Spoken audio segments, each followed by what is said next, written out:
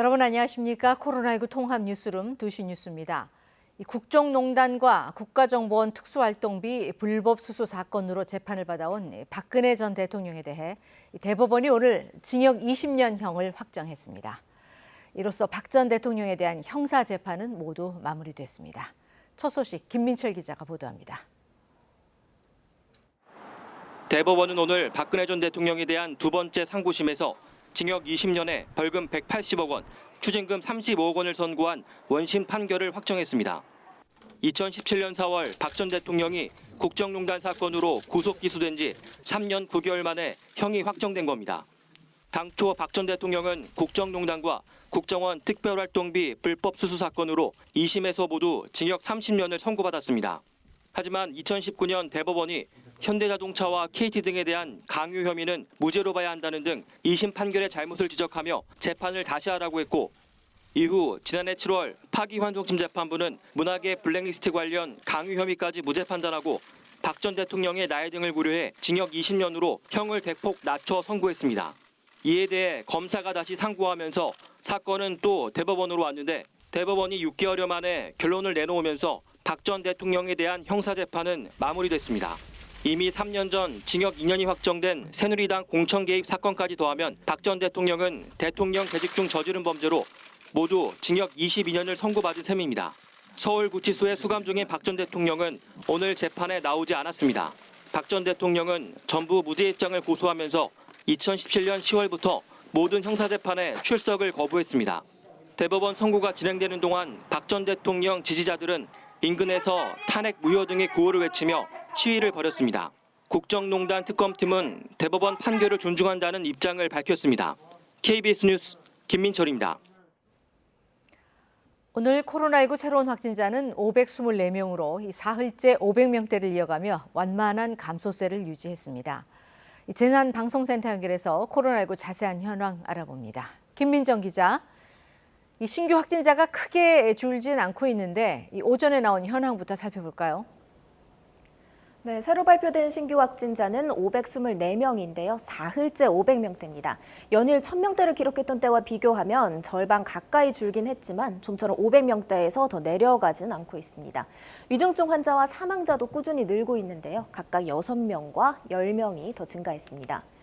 경기도가 서울보다 신규 확진자 규모가 더 큽니다. 국내 지역 발생 가운데 경기도가 162명, 서울이 131명입니다. 최근엔 이렇게 서울보다 경기도에서 더 많은 확진자가 나오고 있는데요. 일주일 단위로 수도권 확진자 수를 정리한 표를 한번 보겠습니다. 먼저 지난해 12월 31일부터 이달 6일까지 한 주간은 수도권에서 4,021명의 누적 확진자가 나왔습니다. 하루 평균으로 계산하면 574명입니다. 그 다음으로 가장 최근 한 주를 보면 규모가 많이 줄어든 걸 알 수 있는데요. 한 주간 모두 2,894명, 하루 평균으로 따지면 400명이 조금 넘습니다. 서울, 인천, 경기를 각기 따로 떼놓고 봐도 감소하고 있는데요. 다만 한 주간의 확진자가 650명 넘게 줄어든 서울과는 달리 경기도는 250명 정도 줄어드는 데 그쳤습니다. 이 경기도의 경우 부천시 아동복지시설 그리고 안양시 대학병원 등과 관련된 집단 감염 확진자가 꾸준히 늘고 있어서 경계를 늦출 수 없는 상황입니다. 네, 어쨌든 수도권은 이 감소세가 좀 확연한데 그 밖에 다른 지역 상황은 어떻습니까? 네, 다른 시도에서도 하루에 많게는 50명 이상의 확진자가 나오고 있는데요. 경남권의 경우 지난 7일에는 52명이었던 확진자 숫자가 증감을 반복하더니 한때 88명을 기록하기도 했습니다.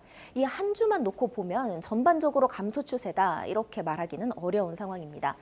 경남 진주시 기도원과 관련해서도 지금까지 누적 확진자가 73명으로 집계되는 등 적지 않은 확진자가 나오고 있습니다. 인근 경북권에서는 상주시에 있는 BTJ 열방센터 관련 집단 감염이 걱정입니다. 어제 기준으로 누적 확진자가 662명을 넘어선 데다가 경북을 넘어서 전국 곳곳에서 관련 확진자가 나오고 있습니다. 방문자들의 진단 검사가 꼭 필요한 상황이어서 방역 당국에 적극 협조를 해야 합니다. 전국적으로 신규 확진자 숫자가 완만한 감소세를 보이면서 거리 두기 단계나 5명 이상 모임 금지 방침도 바뀔지 관심인데요. 정부는 이와 관련해 이번 주 토요일 중대본 회의를 열어서 최종적으로 결정할 예정입니다. 다만 이번에는 일부 업종의 집합 금지만 풀고 거리 두기 단계나 5인 이상 모임 금지 조치는 유지할 거란 예상이 나오고 있습니다. 지금까지 재난방송센터에서 KBS 뉴스 김민정입니다. 광주광역시의 한 중형병원에서 직원과 환자 등 10명이 넘는 확진자가 나왔습니다. 취재기자 연결합니다. 김정대 기자, 이 광주에서 집단 감염이 또 발생했군요. 네, 어제 광주광역시 서구 한 중형병원에서 직원과 환자 등 12명이 한꺼번에 확진됐습니다.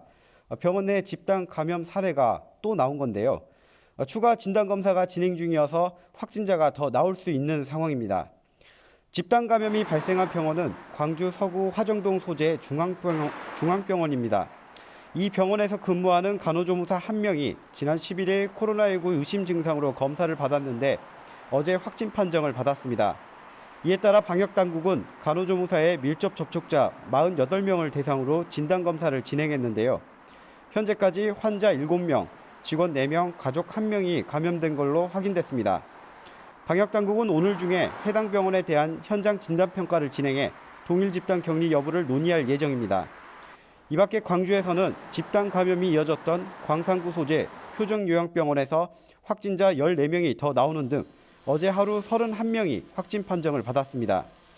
전남에서는 나주시에 거주하는 시리아 국적의 외국인 일가족 4명이 감염되는 등 어제 6명이 확진됐고 오늘도 기존 확진자의 접촉자 5명이 추가로 확진 판정을 받았습니다. 지금까지 광주광역시청에서 KBS 뉴스 김정대입니다. 충북의 감염병 전담병원인 청주의료원에서도 집단 감염이 확인됐습니다. 간호 인력과 가족 등이 연이어 확진 판정을 받았는데요.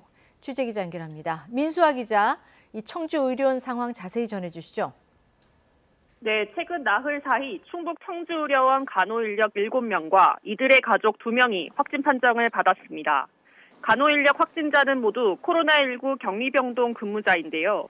지난 11일 20대 A씨가 코감기, 두통 등의 증상으로 검사를 받아 양성으로 확인됐습니다. 이어 같은 병동에서 일하는 4명이 추가로 확진 판정을 받았습니다. 이 밖에 다른 병동에서 일하는 2명도 양성으로 확인됐습니다. 이 2명의 감염 경로와 앞선 확진자들과의 역학관계는 확인되지 않은 상태입니다. 지난해 9월부터 최근까지 확진 판정을 받은 청주의료원 직원은 모두 10명입니다. 방역당국은 간호인력들이 확진자를 관리하다가 감염이 발생한 것으로 추정하고 있습니다. 또 잠복기를 고려해 의료진들의 동선을 최소화하고 퇴근 후 외부인 접촉을 자제시키는 등 확산 방지에 주력하고 있습니다. 현재 청주의료원 코로나19 병동에는 40여 명의 확진자가 입원해 있습니다. 방역당국은 현재 확진자 관리에는 문제가 없지만 의료진 추가 감염이 확인되면 인력을 지원하겠다고 밝혔습니다. 지금까지 청주보도국에서 KBS 뉴스 민수아입니다. 이 경기 지역의 신규 확진자가 다시 100명대로 내려갔습니다. 하지만 BTJ 열방센터 관련 도내 누적 확진자가 200명으로 늘면서 경기도는 이 열방센터 방문자에 대한 진단검사 행정명령을 오는 17일까지 연장했습니다. 보도에 김민아 기자입니다. 경기도의 오늘 0시 기준 신규 확진은 171명으로 하루 만에 다시 100명대로 감소했습니다. 국내 감염은 162명, 해외 유입 9명입니다. 양주 육가공업체와 관련해 5명이 추가로 확진 판정을 받아 누적 확진자는 88명으로 늘었습니다. 안양 한림대 성심병원 관련 확진자는 5명 늘어 모두 21명이 됐습니다. 경북 상주 BTJ 열방센터 관련해 2명이 더 감염돼 경기 지역 누적 확진자는 200명으로 늘었습니다. 경기도는 질병청을 통해 확보한 명단을 기준으로 BTJ 열방센터를 방문한 경기도 거주자 가운데 300여 명이 여전히 검사를 받고 있지 않다고 밝혔습니다. 이에 따라 11일까지였던 진단검사 행정명령을 오는 17일까지 연장했습니다. 또 노인 요양시설 종사자에 대한 전수검사를 매주 2차례로 확대해 시설 종사자들이 3, 4일 간격으로 전수검사를 받도록 했습니다. 사망자는 3명 늘어 누적 사망자는 367명이 됐습니다. 도내 치료병상은 1,042개 가운데 776개가 사용 중이며 중증 전담병상은 90개 가운데 32개가 남아 있습니다. 인천은 0시 기준으로 국내 발생 24명, 해외 유입 1명 등 신규 확진자가 25명 늘었다고 질병관리청은 집계했습니다. KBS 뉴스 김민아입니다. 서울 여의도 면적의 35배에 육박하는 땅이 군사시설 보호구역에서 해제됩니다. 국방부는 오늘 통제보호구역과 제한보호구역, 비행안전구역 등 군사시설 보호구역 1억 67만 4천여 제곱미터를 해제한다고 밝혔습니다. 이는 서울 여의도의 34.7배에 해당하는 면적으로 지난해 해제 면적보다 31% 늘어난 규모입니다. 지역별로는 전북 군산 옥서면 선현리 일대의 비행안전구역이 대규모로 해제되면서 수도권 이남 해제 면적이 지난해보다 70배 가까이 늘었습니다. 이번에 중앙방역대책본부 연결해서 코로나19 현황 보고 직접 들으시겠습니다. 28명으로 총 누적 확진자 수는 7만 728명입니다. 어제 총 검사 건수는 8만 7,625건이며 이 중 수도권의 임시 선별 검사소를 통해서 3만 4,578건의 검사가 이루어졌고 이 중 50건의 양성이 확인되었습니다. 신규로 1,136명이 격리 해제되어 현재 13,761명이 격리 중입니다. 위중증 환자는 380명이고 어제는 사망자가 10명 발생하였습니다. 희생자분들에게 조의를 표하며 유가족분들에게 심심한 위로의 말씀을 드립니다. 다음으로 1월 14일 0시를 기준으로 국내 주요 발생 현황을 말씀드리겠습니다. 먼저 지역별로 볼 때 수도권이 63.9%인 317명을 차지하고 있고 비수도권에서 179명이 발생하였습니다. 지역별로 보게 되면 먼저 수도권입니다. 서울의 강북구 아동복지시설에서 총 20명, 서울의 성동구 요양시설과 관련해서 총 18명, 다음으로 경기도 고양시 특수학교 관련해서 10명, 구리시 주간보호센터와 관련해서 10명, 역시 경기도의 안양시의 대학병원과 관련해서 총 20명, 경기도 양주시 육류가공업체와 관련해서 총 86명 등 확진자가 발견되었습니다. 다음으로는 충청권에서는 충북 괴산 등 병원과 관련해서 총 420명의 확진자가 발견되었습니다. 다음 호남권도 주로 의료기관으로 광주광역시 서구 병원과 관련해서 총 12명, 광주 광산구 요양병원과 관련해서 총 137명의 확진자가 발견되었습니다.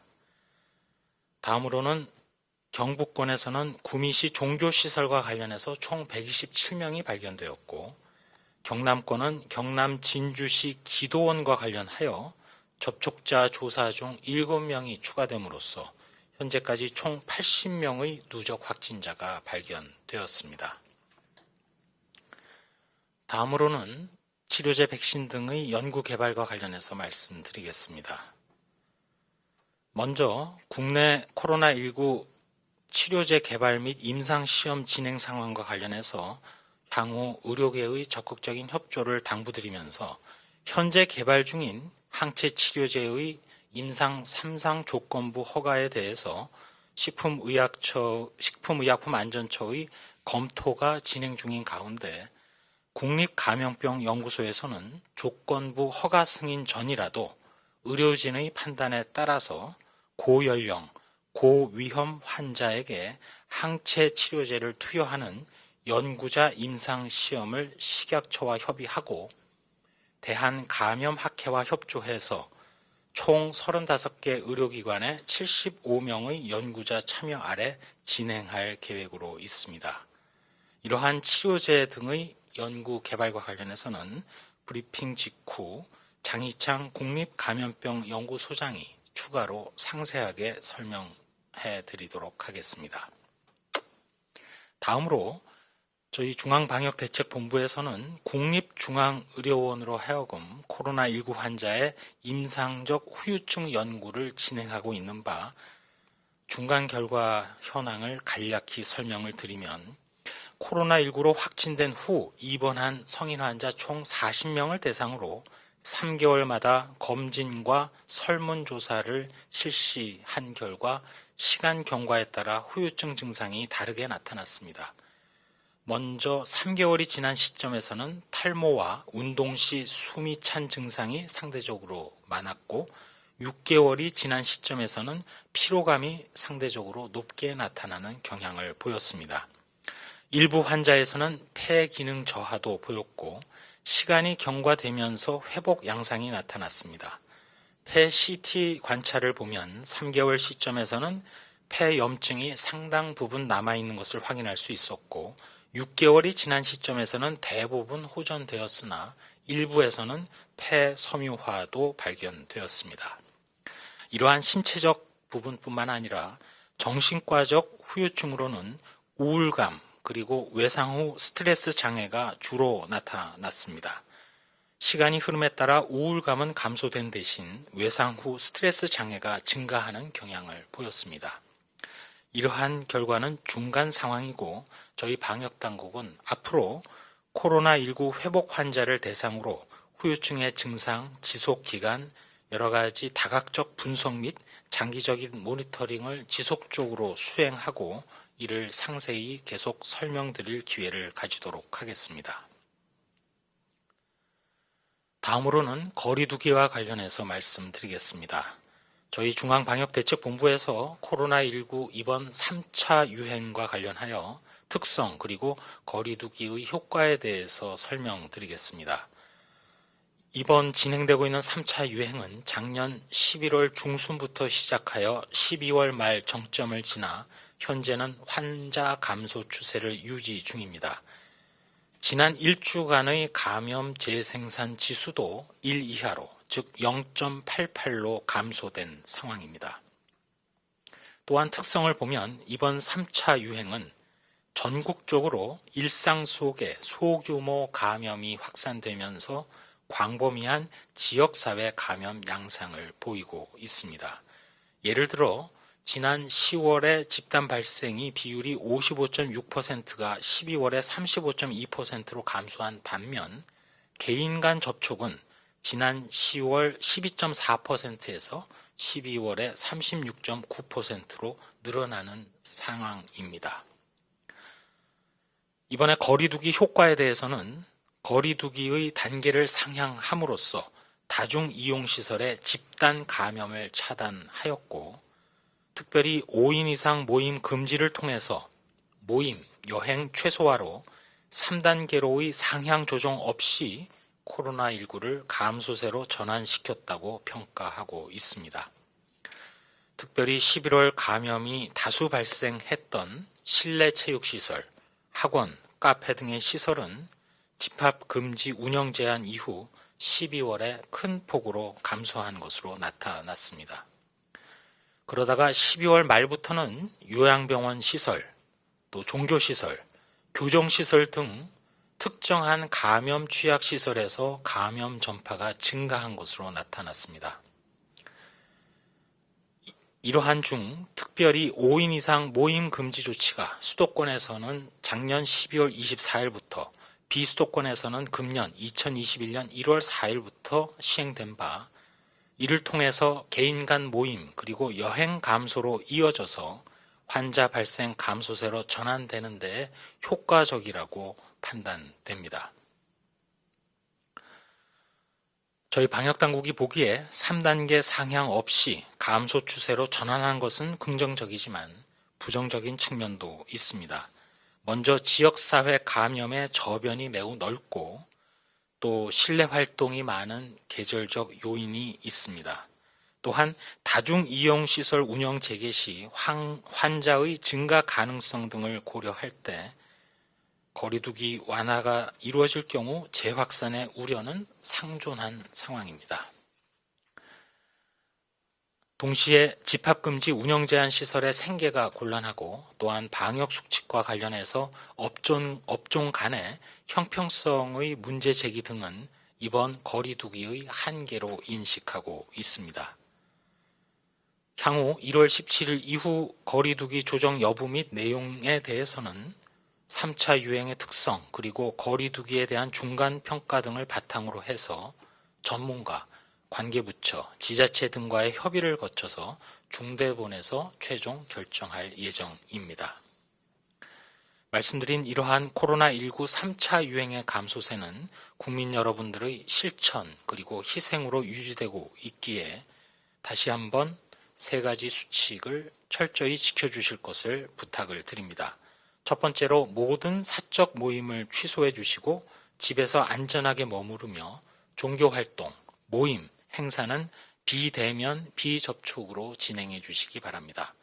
두 번째로 장소와 상황을 불문하고 실내 및 2m 이상 거리 유지가 어려운 실외에서는 항상 마스크를 착용해 주십시오. 마스크를 벗어야 하는 대면 식사나 음주, 흡연과 같은 상황은 피해 주시기 바랍니다. 세 번째로 발열 호흡기 증상 등 의심 증상이 있을 때에는 망설이지 마시고 신속하게 검사를 받아주시기 바랍니다. 마찬가지로 의료기관에서는 코로나19 의심 환자 또는 호흡기 증상 환자가 방문할 경우 검사 의뢰서를 적극 발급함으로써 선별진료소에서 별도의 절차 없이 신속하게 검사를 받을 수 있도록 적극 협조해 주시기 바랍니다. 특별히 당부드립니다. 최근 경북 상주시 BTJ 열방센터를 통한 집단 감염과 관련해서 모임에 참석한 방문자 중 아직도 1,300여 명 이상이 검사를 받지 않은 것으로 파악하고 있습니다. 상주시 BTJ 열방센터 방문자들께 온 국민이 평범한 일상을 회복하기 위해서 희생을 치르고 있는 이 엄중한 상황임을 유념하시고 힘든 노력이 헛되는 일이 없도록 조속히 검사를 받아주실 것을 요청합니다. 네, 중앙방역대책본부의 브리핑 직접 들으셨습니다. 다음 소식입니다. 이 동료 교수로부터 전달받은 강의 자료를 해당 과목을 수강 중인 아들에게 넘긴 혐의를 받는 국립대학 교수에게 유죄가 선고됐습니다. 재판부는 공교육에 대한 국민 신뢰를 훼손할 수 있어 죄질이 좋지 않다고 지적했습니다. 김재현 기자가 보도합니다. 서울 북부지법은 동료 교수로부터 강의 자료를 받아 해당 교수의 과목을 수강 중인 아들에게 건넨 혐의로 기소된 서울 과기대 이모 교수에 대해 징역 4개월에 집행유예 1년을 선고했습니다. 이 교수는 2014년 동료 교수에게 외부 활동에 사용하겠다며 강의 자료를 받아 세 차례에 걸쳐 아들에게 건넨 혐의로 기소됐습니다. 당시 아들은 동료 교수의 수업 2과목을 수강 중이었고 모두 최고 학점인 A+를 받았습니다. 재판부는 국립대 교수인 피고인이 자신의 아들에게 직무상 알게 된 비밀인 강의 자료를 누설한 행위는 국립대 강의와 학적 관리 등 업무 수행에 차질을 준 것이라고 판단했습니다. 그러면서 시험 문제와 샘플 답안지가 포함된 강의 자료가 특정 학생에게만 공개될 경우 공교육에 대한 신뢰를 훼손할 수 있어 죄질이 좋지 않다고 지적했습니다. 다만 피고인이 오랜 기간 성실하게 교수로 재직하다 이 사건으로 직위 해제된 점, 실제 시험 업무에 지장을 주지 않은 점 등을 고려했다라고 재판부는 설명했습니다. 앞서 검찰은 이 교수의 행위가 공무상 비밀 누설과 유괴에 의한 공무집행방해라고 보고 징역 1년을 구형했습니다.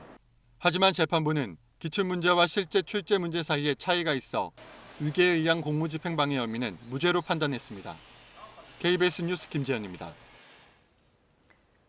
서울중앙지법 형사합의 31부는 오늘 서울시장 비서실에서 함께 일하던 동료를 성폭행한 혐의로 기소된 전직 서울시 공무원 A씨에게 징역 3년 6개월을 선고하고 법정 구속했습니다.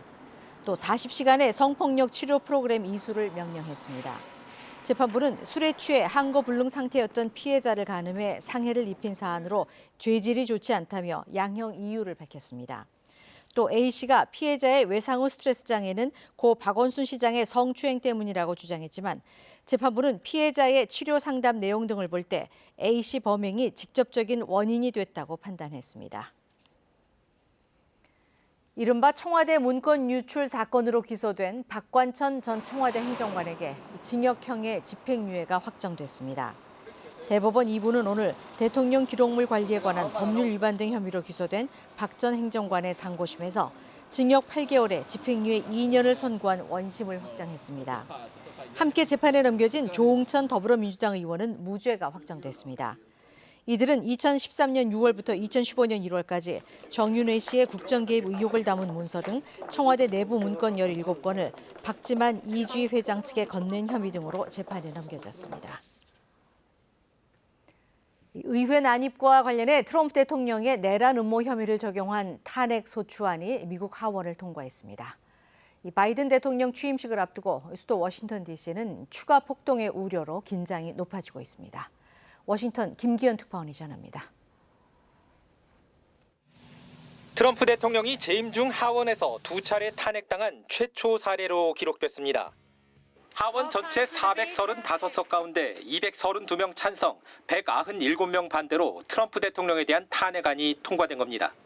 Resolution is adopted. Without objection, the motion to reconsider is laid upon the table. 미 민주당 의원들은 모두 탄핵에 찬성했고 트럼프 대통령과 같은 공화당 소속 의원들도 10명이 동참했습니다. 폭력 시위대가 미국 연방의사당을 점거한 지 꼭 일주일 만입니다. 하원의 탄핵안 처리는 민주당이 장악하고 있었기 때문에 일찌감치 예견돼 왔습니다. 반면 상원에서는 미치 매코넬 공화당 원내대표가 바이든 대통령 취임 전에 결론을 낼 수 없다고 밝히는 등 논의 진전에 어려움이 예상됩니다. 하원의 탄핵안 처리 이후 추가 폭동 우려가 커지는 가운데 차기 대통령 취임을 앞둔 수도 워싱턴 DC는 주요 도로에 대한 전면 통제가 확대됐습니다. 주 방위군을 비롯해 뉴욕 등에서도 파견 병력이 속속 도착하면서 경계도 강화되고 있습니다. 미 연방수사당국은 탄핵을 둘러싸고 주별로 소요 사태가 벌어질 수 있다는 첩보를 여러 건 접수한 것으로 알려졌습니다.